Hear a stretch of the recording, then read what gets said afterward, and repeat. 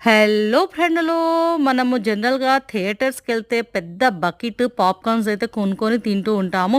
అలాగే మనకి ఎక్కడ కూడా మార్కెట్‌లో పాప్‌కార్న్స్ కనిపించినా తీసుకొచ్చుకొని ఇంట్లో కూడా చేస్తూ ఉంటాము. ట్రై చేస్తాము. అలాగే రెడీమేడ్ పాప్‌కార్న్స్ అంటే రెడీ టు మేక్ అనేసి దొరుకుతుంటాయి. అవి కూడా తీసుకొచ్చి ఇంటికి కుక్కర్‌లో వేసి చేస్తూ ఉంటాము. ఆయిల్ వేసి అదంతా ప్రాసెస్ చేస్తాము, తింటాము. పాప్‌కార్న్స్ ఇష్టమే ప్రతి ఒక్కరికి పిల్లల దగ్గర నుంచి పెద్దవాళ్ళకి.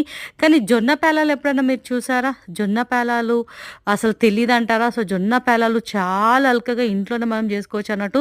మన ఇంట్లో జొన్నలుంటే చాలనమాట. మరి అవి ఎలా జేసుకోవాలో, ఎట్లా జేసుకోవాలో తెలియకపోతే ఒక్కసారి నా ఛానల్‌లో చెకౌట్ చేసేయండి. డిస్క్రిప్షన్ బాక్స్‌లో లింక్ ఇస్తాను.